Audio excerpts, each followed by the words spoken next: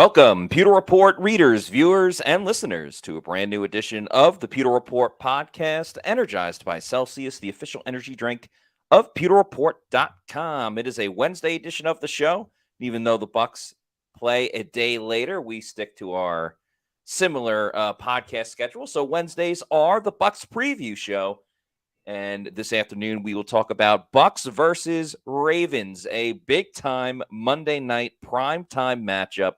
Two teams that are coming off of wins. The Bucs with a 51-point explosion. The Ravens hitting their stride after a bumpy start to the year. So should make for a very entertaining matchup. I'm your host, Matt Matera. Joined with me is my fellow colleague and the face that runs the place at PewterReport.com, SR Scott Reynolds. Scott, how we doing? Doing good, Matt. I'm already seeing some comments here. Finally wearing red on Pewter. Yeah. Are we wearing red versus the Ravens? Say it so. Not sure, but history has suggested that when the Buccaneers are on Monday night or prime time, even if it's not November, they usually wear red. Go back to last year on Monday Night Football, Week 3. The Bucs wore red jerseys with white pants versus the Philadelphia Eagles on Monday Night Football. So typically we see the red jersey come out at night, Matt. They like to do those red outs too with the red lights flashing in the stadium.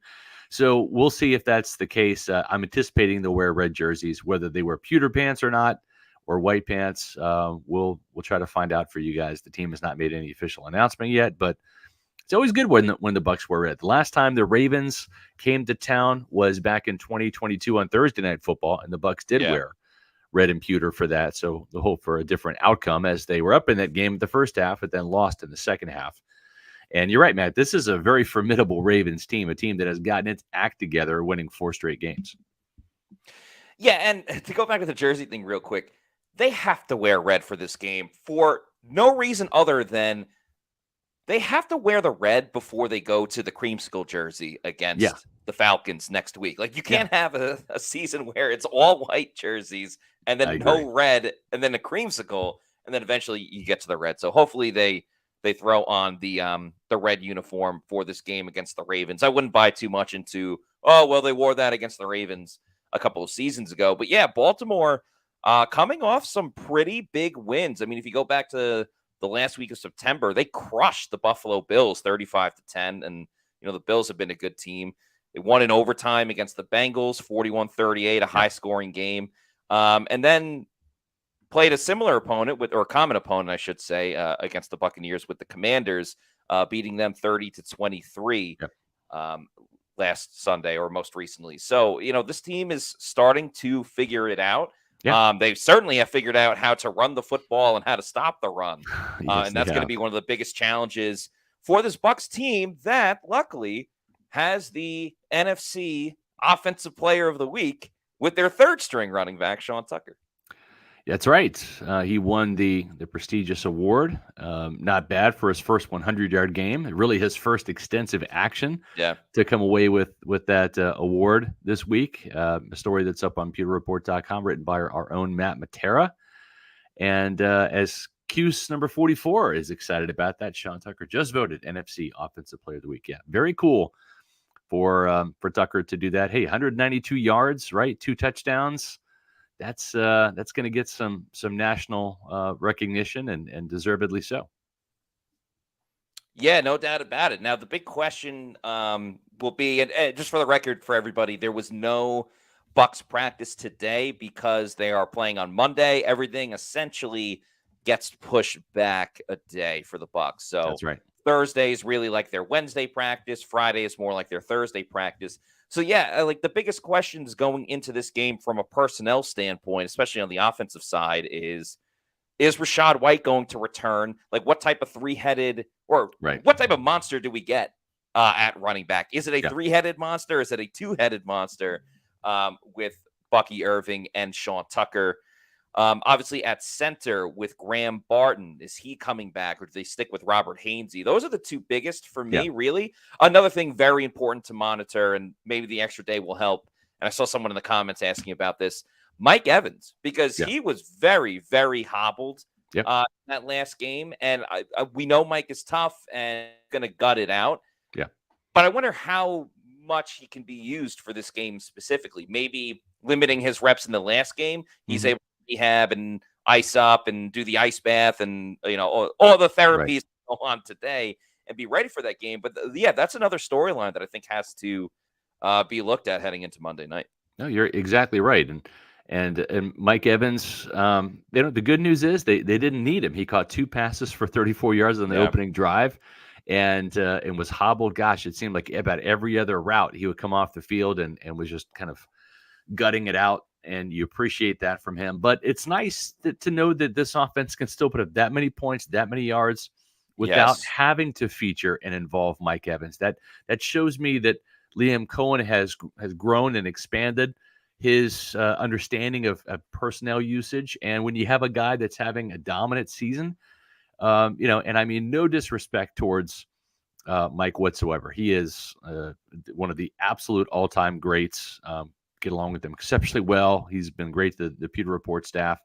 But if we're just being honest, this is kind of a situation where Chris Godwin is wide receiver 1 this year, and Mike is wide receiver 2. Kind of a flipped role reversal from last year, where Mike was clearly the dominant number 1, and Chris was the number 2 in Dave Canales' offense. And Matt, this kind of goes back to the Bruce Arians days, where Chris Godwin was that slot receiver. He's featured. The offense runs through Chris as it did under Bruce Arians. The difference is the vertical element of Bruce's passing game got Mike involved down the field. This is not really a vertical-based passing attack with Liam Cohen. This is a lot of yards after catch, short rhythmic passes designed to get Baker into a rhythm. Boy, it's working, right? 15 touchdowns to lead the league, about 70% completion. But this is an offense that is going to feature Chris more than it features Mike. Doesn't mean Mike doesn't have a role, but if you go back to 2020 and 2021, and we talked about it on the show on Monday, when it comes to Mike, I still think he's going to get his 1,000 yards. I don't think that that's going to be in jeopardy. He's a little bit off pace right now, but there's plenty of time to catch up and make up for that the lack of yardage production over the next 11 games. But if you go back and look at Mike Evans and what he was able to do in 2020 and 2021, those are the 2 dominant seasons in terms of point production for Tampa Bay, averaging over 30 points per game, or at 30 points. Guess what? In 2020, he finished with 1,006 yards. And in 2021, he finished with 1,035 yards. So to me, this is probably going to be one of those seasons where Mike is barely going to get 1,000 yards, but you know what? He might get 14 touchdowns like he did in 2021, or 13 touchdowns like he did in 2020. Still be very productive, but this offense is going to go through Chris, who's just having one of those years in a career year, Matt. Right, and Mike is still being efficient, even though the yardage isn't there. There are currently 5 players tied for first place in the NFL with 5 touchdowns. Yeah. 2 of them are Tampa Bay Buccaneers with Mike Evans and Chris Godwin. So Mike is being very efficient in reaching the end zone. Chris Godwin is doing it both ways with the receiving yards. He's 3rd in the league right now there, and also has the 5 touchdowns as well. So they're both being efficient. And the way that the offense is being run right now with Liam Cohen, as far as a passing game standpoint, like you mentioned with Bruce Arians, is very vertical, very, north. I was going to say north-south, but you're not trying to go backwards. Where Liam Cohen is certainly more like side to side, east to west, that type of thing, but rhythmic more than anything else, which I think was great what you pointed out with Baker Mayfield. It's not necessarily a 1-2-3, get rid of the football type of thing, but it's certainly, here's your read, let's go to it. Okay, first read's not open. Bam, let's go to the second read. And Baker just looks so comfortable making the decisions regardless of what it is, because Baker has ran a fair amount this year, but it's not like, okay, first guy's not open, bam, I'm going to tuck it and run. No, like he's running when it's absolutely necessary, or, the pass blocking breaks down and he's got to kind of get out of there before he fires off a pass. So I think the biggest thing with Mike and Chris and who's being efficient and who isn't. It's really just Baker Mayfield, how he's pulling the strings with the offense, what he's commanding, what he's seeing. And that's really been the most important thing with the Bucs offense, because as a unit, it's been fantastic. Yes. And the Bucs have shown already they're beating teams in different ways. Like, yes, they've done it a lot with Baker just balling out, but that last game, that was the run game in the fourth quarter. I mean, Sean Tucker, I know we talked about him earlier. Sean Tucker had over 100 yards in the fourth quarter alone, just running it out, salting the game away. So the Bucs are getting the most out of their personnel with the top guys, whether it's Chris, whether it's Rashad, Rashad didn't play, but whether it's Bucky or Sean Tucker. They're finding different ways to get their best players to football, and that goes back to day one of what Liam Cohen was talking about with players over plays. Yeah, John V has an observation here. My concern is he, meaning Mike Evans, just looks like he can't open it up. And I think he's injured right now. He's been on the injury report with a knee. He's got a little bit of a hamstring issue, I think, from the last game. The lack of vertical shots is a concern, but most teams play too high these days. Well, the other thing, too, that's interesting to note is the Buccaneers' passing game has been full of explosive plays. They just haven't been the vertical shots. They haven't needed the vertical shots. When you get a 36-yard touchdown from Sean Tucker, it's basically just a check down, right? Yeah. Or the catch and run with Chris for, that long gain.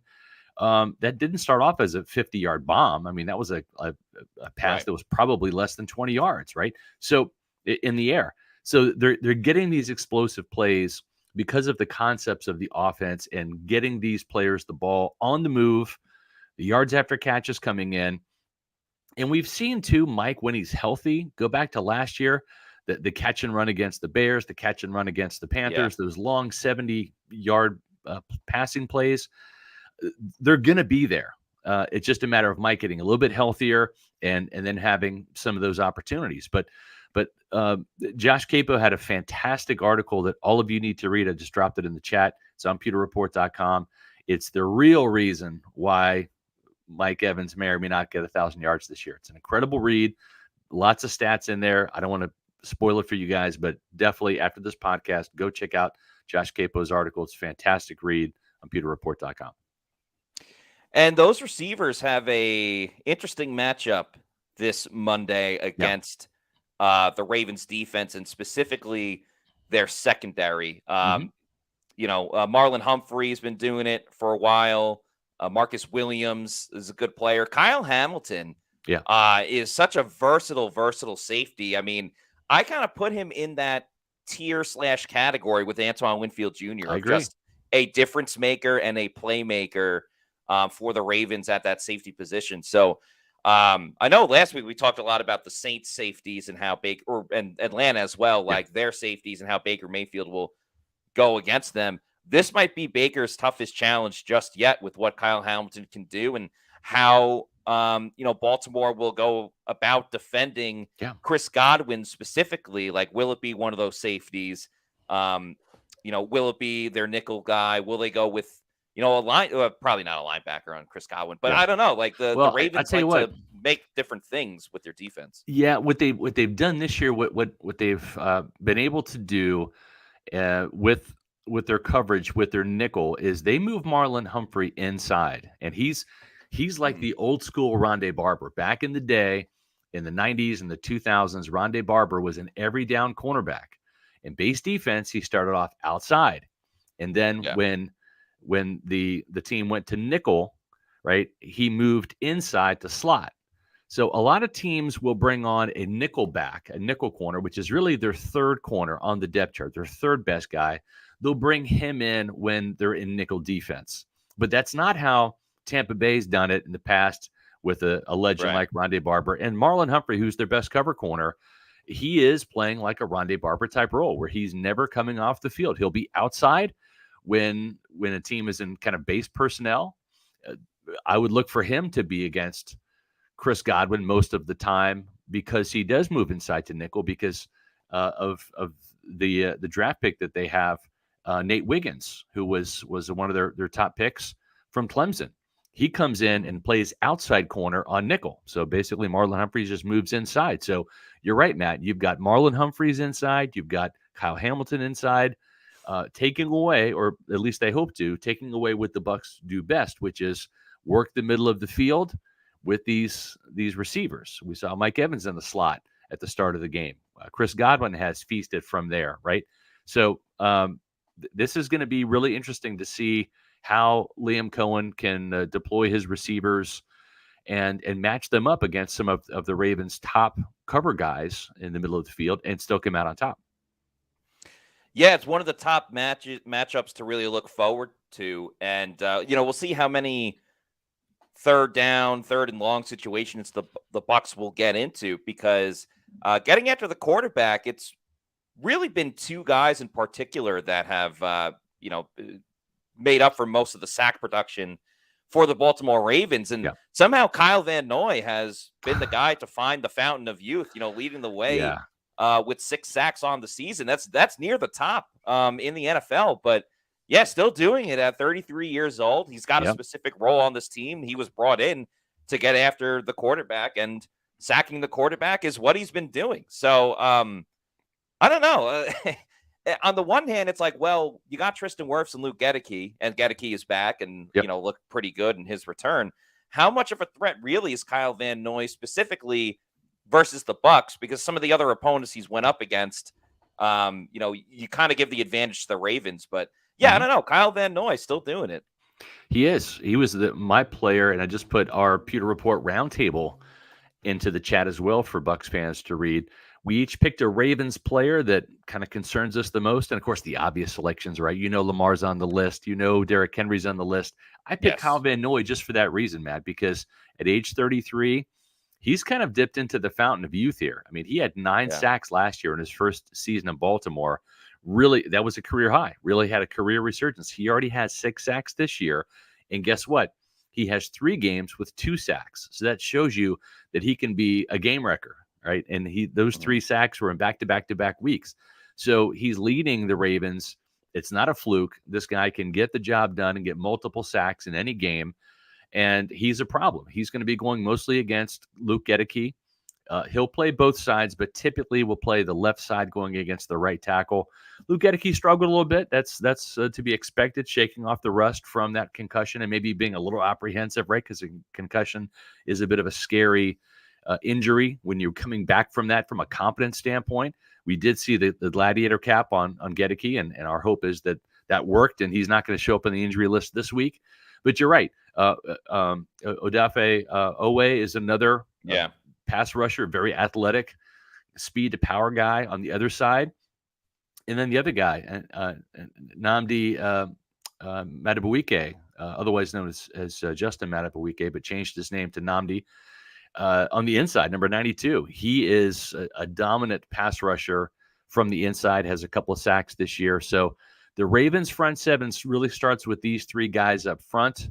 And then they've got that second wave of Trenton Simpson, the rookie from Clemson, who is a very fast Ravens type sideline to sideline player. And of course, Roquan Smith, who's an all-pro. These guys can only get after the quarterback, but they shut down the run like nobody else. 59 yards per game. Ravens have the top run defense. But, Matt, it's to the point where teams don't even try to run on the Ravens because they're so dominant. And maybe that's why the Ravens have the 31st ranked passing defense, because you're going to get 300 yards, right? That's kind of the average on offense. Is it going to be 200 yards passing and 100 yards rushing?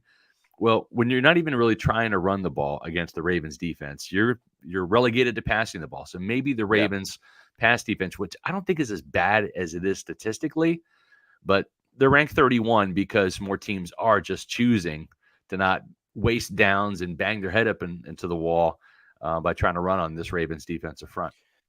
Yeah, and there's that high-scoring game against the Bengals 2 weeks ago where Joe Burrow just went off. And sometimes that's going to happen when you go up against a quarterback like Joe Burrow. But yeah, the Ravens are kind of going through the same thing that the Bucs did a couple of years ago, where no one wanted to run on the Bucs, so they just passed it, 45 times a game. And naturally, the passing numbers are going to go up a little bit more.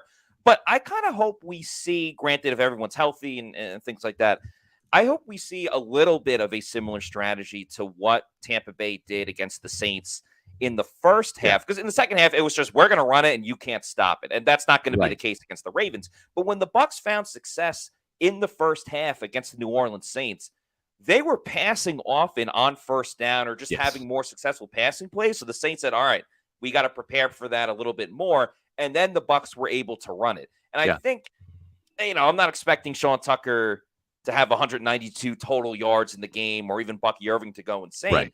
But if you can just win those first downs, and we've talked about a lot of this like last season with Dave Canales, but I think it applies this week to Liam Cohen. Yeah. Win first down. Get to, 2nd and 6, 2nd and 5, 4, things of that nature, where you can run the ball and you don't go in being like, we're just trying to get a yard. Yeah. But like in the event that you're not able to find the running success that you want to have, that you want to build upon from having last week, you at least are not shooting yourself in the foot where you're going to have the 3rd and 9 and 3rd and 10. Because one thing we've seen from the Bucs this year, and maybe because they're doing so much east-west type of stuff, when the Bucs have fallen into some of those, illegal procedure penalties or false start penalties, and they start 1st and 15 or 1st and 20, they haven't done a good job of like overcoming those issues. And I get it, penalties will kill you, but sometimes you got to beat a little bit of adversity when it comes to the penalties. So I don't think the Bucs can afford to be in too many 3rd and long situations. So win on first down, set yourself up for 2nd and 6 or better moving forward, and then find those pockets to run the football and take advantage of, an overall aggressive team. Yeah, I agree. Speaking of adversity, we talked a lot on the last 2 podcasts, the post-game podcast on Sunday after the big win in New Orleans, and then the Victory Monday podcast just a couple days ago. And we told you that we would be matching any Super Chat donations that you folks and our Bucs fan community here on Pewter Report TV would be so generous to give. And we're going to be donating all of that money, all of the money from Super Chats, as well as matching that to the Rob Gronkowski Hurricane Milton and Helene Relief Fund. And we've done just that. And so we wanted to let you guys know that we cashed in that donation for $1,600, and I think it's $89 on my glasses. I can't read. But it was great to see everybody step forward. We had over $800 raised from 81 Super Chats on Sunday and Monday, and we made that donation. So I think it's now over $130,000 that's been raised for the relief fund. Rob Gronkowski, a Buccaneer legend, won a Super Bowl, had a couple tutties in that Super Bowl in 2020, and is now a Tampa resident. He loves it, just like so many former players. They love the area so much they stay here. And he's got a couple of business ventures here in the Tampa Bay area as well. So just wanted to thank everybody. We've already made that donation. You can see it here on this GoFundMe page, and greatly appreciate everybody stepping up. And it was great to see. So thank you all very much. Yeah, thanks, everybody. It's super kind of you. We've all been thinking about everybody in Tampa. Just so generous, and appreciate everyone for doing that. We have a couple super chats now. If you want to start getting into it. Yeah. Thanks to Furu Kawab with this $5 super chat. Yeah. Don't mean to beat a dead horse, but the KJ Britt liability this game concerns me. The guy sticks out like Brian Baltinger's pinky finger. Yeah. Damn. Yeah. That's a big concern of mine. It's not just in coverage either, right? Because the Ravens have got, some really good tight ends. They got a guy, obviously Mark Andrews is their headliner, right? Even though he's dealt with some injuries and kind of getting up there in age, still getting the job done. But Isaiah Likely is the really big yards after the catch guy. He's the speedy tight end down the field that he's going to cause some mismatch opportunities for the Ravens against the Bucs if he's matched up against the Bucs inside linebackers. But more importantly, Matt, where I'm a little concerned about the Bucs defense is with KJ Britt and Levante David, their speed in terms of the sideline to sideline ability. If the Ravens going to run between the tackles, I think that's good. But we've seen Lamar get to the outside. We've seen Derrick Henry get to the outside. And do they have the speed to get there and make the tackle? The key ingredient in this game is going to be tackling for the Buccaneers. There've been 2 games where they have not tackled well, and they lost those to the Broncos and to the Falcons. Every other game where they've tackled well, they've won. So that's huge. It's gang tackling because you need a lot of guys to get to Lamar Jackson because he's going to make the first guy miss. He's that elusive. And you're going to need a bunch of guys to get to Derrick Henry because he's big enough and fast enough where he can plow right through the first guy. Tampa Bay did a good job on Derrick Henry when he was with the Titans, but this Baltimore offense is a different animal. You've got Tyler Linderbaum up front, who is a fantastic center. He was their first-round pick in his rookie season in 2022. He gave up a sack to Vita Vea in that Thursday night game. But since then, he's gone on to become a Pro Bowler, was a Pro Bowler last year. And he's a phenomenal interior offensive lineman. They have a 6'8", 380-pound guard in there. You got 2 good tackles led by Ronnie Stanley, former first-round pick, that left tackle who's been doing it for years. Oh, and by the way, they get this guy here. This is Patrick Ricard, 6'3", 300-pound fullback. Don't let the jersey number fool you. He really should be wearing like a jersey in the 70s or the 60s or the 90s, Matt. He's built like a defensive tackle or an offensive lineman. And Ricard is Lamar Jackson's best friend and Derrick Henry's best friend because he's a blocking fullback. Don't get too worried about him carrying the ball. He can do that. He can catch the ball out of the backfield. He's a load to bring down. But the biggest thing he does is pave the way on those design quarterback keepers for Lamar Jackson and for Derrick Henry, who is on pace right now for a 2,000-yard season. Yeah, Derrick Henry, I thought last season maybe he had lost a step, and that probably speaks more to like the Titans just being through a transition period. But man, he just gets stronger with like the more contact that he absorbs. It's like it's almost like Space Jam. He's like taking the powers from everybody else, and it helps him kind of run down the field. So tackling is going to be a premium for a number of reasons. Derrick Henry, like you mentioned, the Ravens receivers are a solid group, maybe not the toughest, like down the field type of guys, but like Zay Flowers has a ton of speed where if he breaks one tackle, he could be off to the races. Rashad Bateman has a lot of speed as well that, has to be accounted for. And that's before we even talk about Lamar Jackson. So the Ravens have done a good job of really turning a 5-yard play into like a 25-yard play, just based on their ability to move down the field. And you talked about the tight ends earlier. My biggest concern for covering the tight ends, because we've seen throughout Lamar Jackson's entire career, he loves going to the tight ends as a security blanket. And Isaiah Likely, I believe, is the leader in receiving touchdowns for the Ravens this year. He is. I see the red zone being a big issue in that area in particular. With just, they only need a couple seconds of space to get open where Lamar Jackson can find him. So there's going to be some heavy lifting done by the Buccaneers defense this week. Thankfully, Kalijah Cansey's back. Thankfully, Antoine Winfield Jr. is back. We'll see about Jamel Dean.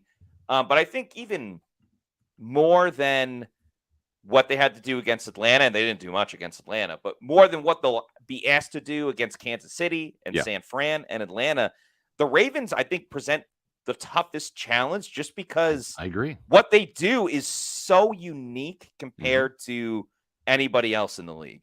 Yeah, I mean, you look at that week 2 matchup, that was really the Bucs' first measuring stick test, right? Can you beat one of the top 4 teams in the league from last year? The Bucs showed they could. And Detroit, guess what? They're still an elite team. We'll see if they slip a little bit with that Aiden Hutchinson going forward. Terrible, gruesome, broken leg injury. He's out for the year. But they're still formidable. I mean, just ask the Cowboys. They can put up points. Their offense is really good. For Tampa Bay to hold them to 16 points was very impressive, especially up there in Detroit. I think the biggest thing that makes me feel like they can go toe-to-toe with the Ravens is the way that they're playing defense between the tackles. Vita Vea has a sack in each of the last 3 games. He has been a force to contend with. There you see him beating Linderbaum for that sack the last time they played on Thursday Night Football in 2022. And we've seen Logan Hall emerge as an interior pass rusher. Kalijah Cansey gets a sack in his first game back.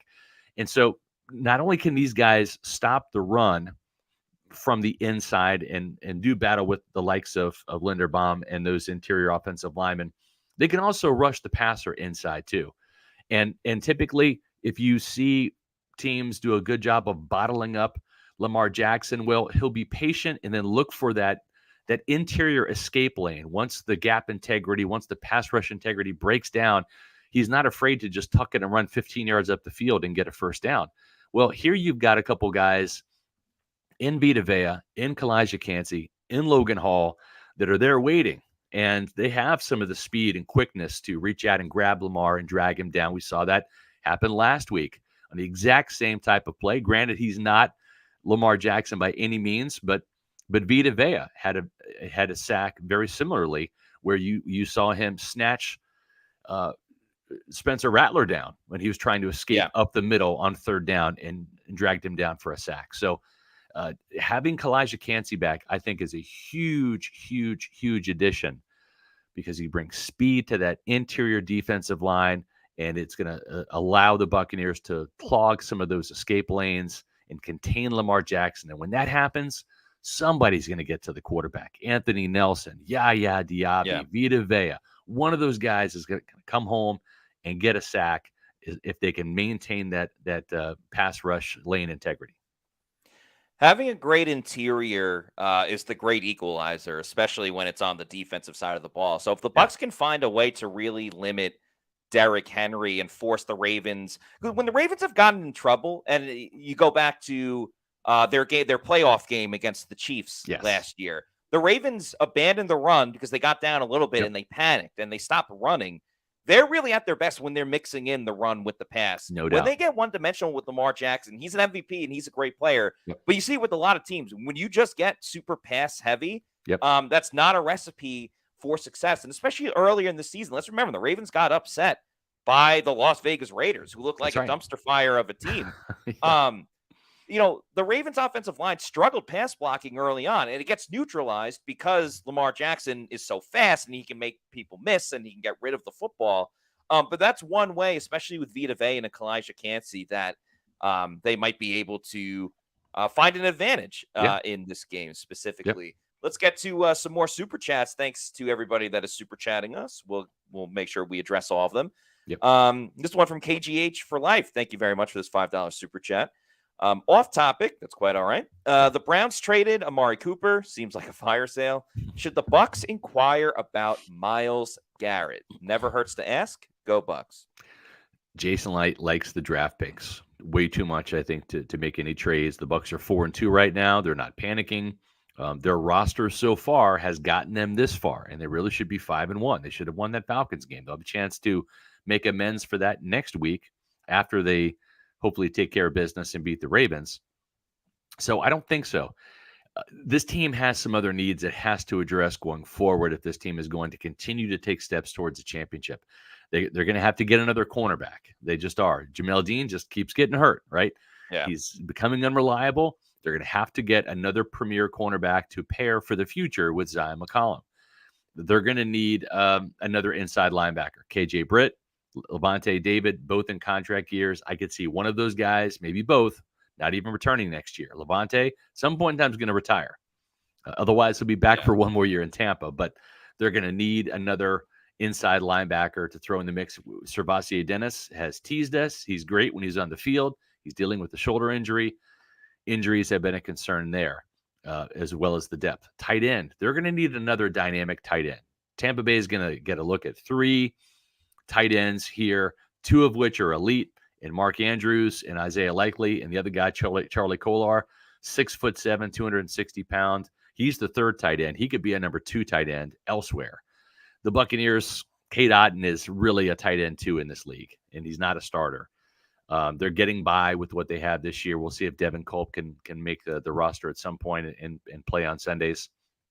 But I don't think that Jason Light's going to part ways with any draft picks right now for a pass rusher. They like the development of Chris Braswell. Yaya Diaby's going to come on. He's already had a pace, folks. Believe it or not, he got 7.5 sacks last year from week 8 on. He already has 1 this year. I know you want more from him. It's coming. Trust me. And I think with the pressure coming from the defensive tackles, you're going to start to see these outside linebacker sack numbers go up. Anthony Nelson's got 2. JTS, I mean, I'm not counting on anything from him, but Chris Braswell had a half of a sack, Matt, and we're starting to see him come on too. I expect him to be like last year's Yaya Diaby. He's going to get a lot of sack production over the second half of the season. I hear everything you're saying, and I think it's a little bit too early right now, just based on what you said with the development of some of the other guys. But we're talking about one of the best pass rushers in the league with Myles Garrett. So I get that Jason Licht doesn't want to give up draft picks, but it depends on what the asking price is. Like if it's a first-round pick, then no. I don't think that's the case. If the Browns can't find a buyer and they just say, hey, we want to get rid of this contract because we have no money based on the Deshaun Watson deal. Like, I don't know, if the Browns, who have kind of proven they don't have a great front office, if the Browns are like, we'll take a third-round pick, well, at that point, I don't know. I'd be pretty willing to give up a third-round pick for Myles Garrett. I'm not saying that's the proper draft compensation, and that's probably a better question for Josh Capo, but I just took a quick look at the Bucs draft picks for 2025. They have all of their picks except for their 6th-round pick. So, they have room to play with. They could always trade back later on. I wouldn't look at it this week or next week, but especially going through this gauntlet, and the sacks are coming, so that's important as well. But I would definitely consider it, and I agree with just making a call because what's the worst they say is no. Doesn't hurt to ask. Jolly Jigs with a comment here. Thanks, SR, for getting the 3-headed monster soundbite from Bowles. Heard that clip so many times this week in other channels. Had to get him on record. Like, are you still going to stick with Sean Tucker because of what he did, or are you going to relegate him to number 3? So it's on the record, and that's good to hear. We all wanted to hear that from Todd Bowles, and now the question's been answered. The Bucs have a 3-headed monster in the backfield. But Celsius has like a 15-headed monster when it comes to all of their flavors. They sure of course, Celsius is the official energy drink of PewterReport.com. Check out some of their newest flavors like the sparkling watermelon lemonade and the sparkling kiwi strawberry. Tons and tons of great flavors of Celsius. If you need to know where to find an energy drink of the Celsius flavor, go to the Celsius store website, punch in your address, and it'll tell you the closest place to pick one up. Could be a Walmart, a Stop and Shop, a Publix, or maybe your bodega. And once you know you love Celsius and you want to get them in bulk, you can buy them in bulk over on Amazon with the subscribe and save. I'd recommend getting the variety pack because variety is the spice of life. Shout out Wasp getting it at King Cullen. And there's so many great flavors, so why not try as many as possible over at Amazon? You can have it sent to your place whenever you want. Just make sure you're drinking Celsius energy drinks, the official energy drinks of PewterReport.com. Got some exciting news here. I just want to tell everybody know we're excited. Hopefully you're excited too. I mean, you're part of this community. You help us grow. We are 55 subscribers away from 16,000 here on Pewter Report TV. So if you have not hit that subscribe button, please do so. It's free. It's absolutely free. And we greatly appreciate that. Help us get to 16,000. You guys have helped us get this far. If you have not done this yet, please do so. Also, leave a comment after this video is done. Those comments on YouTube, plus hitting the thumbs up button, the likes on all of our videos, the Pewter Picks and Prop that Matt does, the Pewter Pulse videos, our podcast. When you hit the thumbs up button and leave a comment, helps our YouTube algorithm, helps us get in front of more awesome Bucs fans like yourself, as well as hitting the subscribe button. So thank you very much for doing so. This would be a good time right now to also let you guys know that we really appreciate our Pewter Platinum members, Scott Federico, Rathel Gordon, Noah Parr, Scotty J, and Dave Anderson. Thank you so much for becoming Pewter Platinum members. If you want to become a Pewter Platinum or Pewter Premier or Pewter Pro or Pewter People member, you can do so because that's the ultimate way to help show your support for this channel. And becoming a Pewter Report TV channel member. It's fun. It's easy to do. Costs a little bit of money, but you get loyalty badges, custom emojis, early access to videos. Matt and I will be doing a Pewter Insider this Friday. Time probably to be determined because, again, as Matt said, the Thursday day of interviews with players and coaches, that's going to be on Friday this week because everything has been pushed back a week. So we will have a Pewter Insider show on Friday We'll have to probably come up with that time based upon their schedule. But it's always a fun show to do. And if you're a Pewter Premier or Platinum member, you have access to that show. How do the Bucs slow down the Ravens' run game? That's going to be the topic. Plus, we'll answer all of your questions and address your comments on our Pewter Insider show. And that's typically Fridays at 1:30, but we'll get a time out to you guys by tomorrow's show for that. And it's a great way to help support our channel. And we're going to give you some extra insight and inside information on Friday as well. Yeah, so please very much consider it. Thanks to Eric Moreno for this $5 super chat. Any concern about Mike Evans' availability this week? Seemed like he was in pain. Saw him running to the locker room. He seemed fine blocking down the field. I would certainly be a little worried about it. Mike can play through the pain. He's a tough guy. I'm sure he'll try to gut it out this week. But yeah, I mean, he didn't really look right against the Saints and didn't have much production once that injury really started flaring up on him. So I'm concerned for this week. I'm not concerned for the long haul of the year. I agree. Yeah, I think Mike will be fine. It just in having an extra day to rest and recover, actually 2 days, because this is a Monday night game. So you kind of get that bonus time as well to recover. So I think that's going to help Mike. We'll see as the week goes along for sure. And speaking of the momentum that the Buccaneers have, we need to also address the fact that this momentum, it can be fleeting with this Buccaneer team. They've gone win, loss, win, loss, win, loss. Are they going to stack wins together? That's going to be a big topic for tomorrow and how they can do that. So make sure you tune into the show tomorrow. Adam Slavon returns for the Thursday show with Matt. How do the Bucs keep their momentum? That's going to be the topic of tomorrow's Pewter Report podcast at 4:00. And that's key, Matt, because right now the Ravens have it. They're trying for win number 5 in a row after winning 4 in a row. That's the difference between good teams and great teams. The Ravens are a great team. They're an elite team because they can stack wins and get on these runs. We'll see if Tampa Bay can do that as well. Yeah, the Bucs only have a 2-game winning streak so far this year, and that was the first 2 games of the season. Yep. So, yeah, you'd like to see a little more consistency in that area. And if they get on a winning streak with the teams they're playing, that's a legitimate winning streak. No doubt. People cannot poke holes into that case by any means. Thanks to Cali Bucks for this $4.99 super chat. Evans is still needed on the field as a decoy. He can take plays off, but we can't afford to rest him. Evans takes the focus off of Godwin. Yeah, I'm all for a pitch count with Mike Evans. I don't think there's any issue with that. They still tried to go to him in the game, especially on a downfield ball, which we talked about. They don't see too much of that. So, yeah, I mean, I would still rather have Mike out there, even if it's something where maybe he's only a red zone guy, because we know how much of a threat that he is, at the goal line and things of that nature. We'll find out a lot more about this. And like tomorrow's show, since we'll get to go to the Bucs facility, we'll have a little more information about all of those guys. So, but yeah, having Mike Evans in uniform is better at any capacity than when he's not. Totally agree. Thanks to Greg DeCruz for this $5 super chat. My biggest concern this Monday is Patrick Ricard, their offensive guard who plays fullback and halfback. Bucs may need to score 40 to win this week. Well, I mean, they did last week, 51, but it's going to be interesting to see how the Buccaneers approach this from a defensive standpoint, because there's a lot to be concerned about. We mentioned Zay Flowers, one of my favorite receivers coming out of Boston College, Rashad Bateman. Both of those guys are good enough to cause problems on the outside or the inside. Their tight end depth is amazing and diverse. You've got 2 big guys that are red zone threats, and Kolar and Andrews, and you have Isaiah Likely, who is a very quick, fast, athletic move tight end.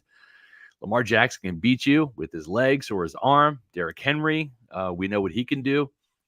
This is a very diverse offense, and I think that Todd Monken, their offensive coordinator, he called it a really bad game against the Chiefs. He'll be the first one to tell you that in that playoff game. But he is committed to the run. They've got Derrick Henry involved in this offense. And between Henry and Lamar Jackson, I mean, these guys are averaging, Henry's at 5.9 yards per carry. Lamar Jackson's at 6.3 yards per carry. And between both of them, 704 yards for Henry, 403 yards rushing for Lamar Jackson, 10 touchdowns between them. So that is a 1-2 punch, Matt, that is the envy of the league. There's no other 1-2 punch like this in the NFL. I mean, as good as Baker Mayfield has been scrambling and getting first downs and all of that, and Sean Tucker and Bucky Irving was this 1-2 punch right here. If the Buccaneers can get this win by slowing these guys down on the ground, that will be an amazing feather in the cap for Todd Bowles and his unit. I mean, that was the plan for the Ravens when they got Derrick Henry, right? That they were just going to, have this machine with Lamar Jackson and Derrick Henry. And, they've really figured it out over this winning streak that they've had.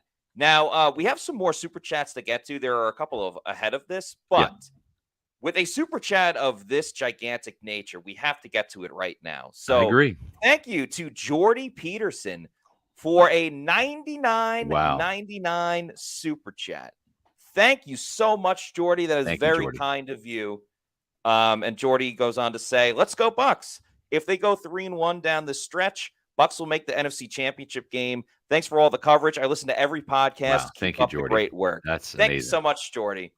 That is fantastic. Really appreciate that. And, I agree, Jordy. I thought the ceiling for the Bucs is the NFC Championship game this season. So I think they'd be right on track for that. Yeah.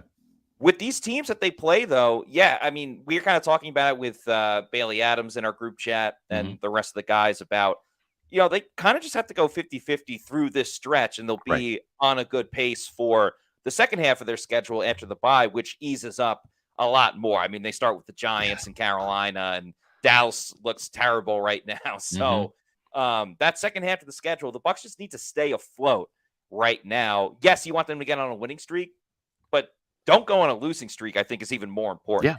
You go win-loss, you're still on pace to be okay after the bye. It's just you can't have those 3 losses in a row or 4 or whatever it is. And, they stopped the bleeding last week with the win over New Orleans. Hopefully they get on, another winning streak this time.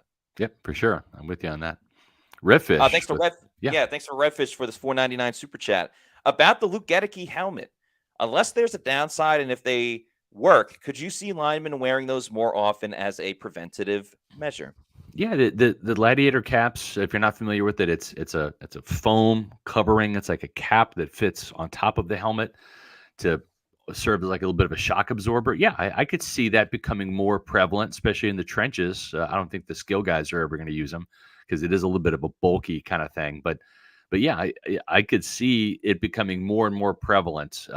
Maybe not every offensive lineman or defensive lineman, but you might see more players pop up here and there, especially if guys have had concussions. If you have a concussion, I could see players say, all right, well, I don't want a second one. I'm going to put this on. And for a guy like Tua, down there in Miami, when he comes back, I don't see any downside to him having one on at the quarterback position, considering he's had 3 bad concussions. He is one more concussion away from not having a career and maybe having some serious, long-term injuries. issues. Yeah, past his playing days. Yeah. First of all, I don't even know how Tua is going to play this year based on how he just had an injury. But I agree with you in terms of what I was going to say is I can see more players that have had a concussion or suffered a concussion in the same season than going to the cap. So yeah, I agree with that. Thank you to Zach Jarvis for this $4.99 super chat. If we can stop Henry and force Lamar to throw, I think we can win this game. Just got to hope the Bucs can contain Lamar and defend the tight ends. That's spot on. We talked about it before. The Ravens in the past, when they abandon the run, is when they've really gotten into trouble. So hopefully the Bucs can kind of force them into that situation. I think one of the things that's going to help real quick is the fact that the Tampa Bay blitzes a lot on first and second downs. Tampa Bay is the second highest blitzing team on first downs at 47.2%. On second and long, they'll blitz 51.9%. So again, if you blitz them on first down and hold the Ravens to no gain or 1 yard or 2 yards, and it's second and long, Todd Bowles will come at you and blitz again, 51.9%. They also blitz on second medium, 48.6%. Those are high percentages. on those early downs. We see that all the way back in training camp, man. We watched Todd Bowles blitz on first down during those situational periods. He's used to doing that. And so the run blitzes, a blitz is a blitz. You're bringing more guys at the line of scrimmage than hopefully the offensive lineman can handle. And so they might be trying to blitz Lamar Jackson, but if it's a run play on first down, then you have more bodies filling those gaps and attacking the line of scrimmage to shut down the run. So I think that's going to help. If the Buccaneers can win first down and set up third and long, that's going to make Lamar Jackson beat them, A, with his arm, or B, with a scramble. And you hope that the Buccaneers can contain that scramble and stop him a few yards short of a first down on third down and force a punt. Yeah, I agree. That would go a long way into winning that game. Thanks to Kobe Edgar for this $4.99 super chat. If we beat the Ravens, will Baker finally get some MVP recognition he deserves? Depends on how they win, but I mean, Baker leads the league in touchdown passes. It's hard not to, put him in that category with how he's played. No, I'm with you. And yeah, it depends on how he plays. If he has another good game, 3 or 4 touchdowns and, no interceptions, or maybe one where he plays a role in this, then yeah, these head-to-head matchups are huge when it comes to national media and getting the attention and the stories on ESPN, on NFL Network, etc., and all these talking head shows. How he does head-to-head against Lamar Jackson, how he does head-to-head against Patrick Mahomes. Our own Adam Slavon has a great story about how right now Baker Mayfield is outperforming Patrick Mahomes. So make sure you check that out on pewterreport.com as well. Do it up. Thanks to Timothy Fitzgerald for this $2 super chat. Locked On suggested Bucs forsake Baltimore to focus on Atlanta. I think that's a terrible idea. I mean, every game is important. It's terrible. Like, yeah, what? You're just going to throw the game against Baltimore to... No. Yeah, that doesn't make any sense. Yeah, like, every game is important. You have 17 games. That's it. Yeah. You got 17 shots, right? Your gun holds 17 bullets. That's all you get to fire. Every single one counts. That's what makes football great. You take a sport like baseball or hockey or NBA that has 80 or over 100 games. Yeah. You can lose 5 games in a row or win 5 games in a row in any part of the season, and it may not matter, right? You lose 5 games in a row or win 5 games in a row. In football, that can mean the difference between you making the playoffs or not. So it's critical. Every game, even though this is an AFC matchup, and I get it, you've got the Falcons coming up next on maybe a shorter week. I get all that. Man, like, this game counts because the difference between making the playoffs, even as a wild card, could be 9 wins or 10 wins, 10 wins or 11 wins. You got to have every game. So absolutely no, you don't forsake any game. Terrible idea. Sorry. Yeah, I think the better idea is to just win both games. And like, what does that even entail? Like, you just stop like looking at the playbook for the Ravens and just kind of like already start looking at Atlanta? That's not going to mean that are you not going to play like Mike Evans and Levante David and dress them up for the Falcons? No, that's a horrible idea. Not at all. FJ Pap, thanks for the $5 super chat, says Greg Newsome from the Browns is doable. Bowles would make him a star. Yeah, you're asking about the Browns and right. I don't really know all the personnel with the Browns. Maybe Baker Mayfield would know. For me, it's the Buccaneers, laser focus, and then the NFC South after that, then the NFC, and then maybe the periphery of the AFC teams the Bucs play. I don't follow the entire league. Thanks to Donuts with Sprinkles for this $5 super chat. That's great. Shout out to the Simpsons. Did Whitehead contribute to the fumble by Zion? It looked to me like he was trying to pull the ball away from him after the interception.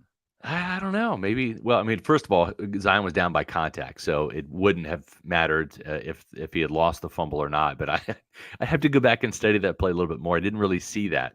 But hopefully they'll get that ironed out because you don't want to have a fumble after you have a turnover. Just like you don't want to see Chris Godwin throwing the ball to Tristan Wirfs on end of half plays. Don't want to see that ever again. Right. And I also thought Zion was like a couple yards down the field after he had the interception. Yeah. But regardless, it didn't matter. The Bucs got the ball back anyway. Yep. Thanks to Smitty for this $4.99 super chat. Would they change the pony package to having White as the receiver and Buck and Tuck being the running backs, or just make White a full-time slot receiver? I think it would be cool to have like one formation like that, but I don't think. Yeah. Probably not. I think they would just kind of sub in and out the formation of the pony package Yeah. or the personnel of the pony package of sometimes it would be Rashad and Bucky, sometimes it'd be Bucky and Sean Tucker. That would be more how they would go about it. Yeah, no, I think you're right on track there. I think that's probably the way to go.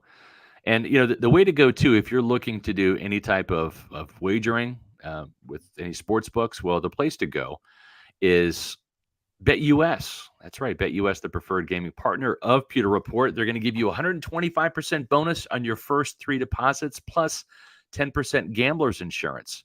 Use the promo code Pewter. That's PEWTER when you place your bets to activate that bonus. A lot of places will do it just on the first bonus, or should say the first deposit. This bonus is activated for your first 3 deposits. So that's a fantastic offer. Right now, I think the Buccaneers -3.5. So they're actually favorites at home, and not just by the typical -3 either. So we'll see how this game is going to go and how the line goes this week. But make sure you're doing your gaming on BetUS, whether it's college ball, NFL, UFC fights. They've got every sport that's imaginable for you to wager on at BetUS. Check them out at betus.com. Thanks to Michael Larry for this $4.99 super chat, who says, how about a trade for Mark Andrews? Instant upgrade in the run and pass game.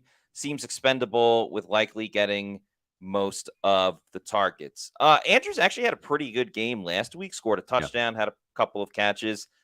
It hurts the Ravens' depth a lot if they trade Mark Andrews. So I don't think they would do it they're from not going to. that standpoint. It doesn't to really benefit them.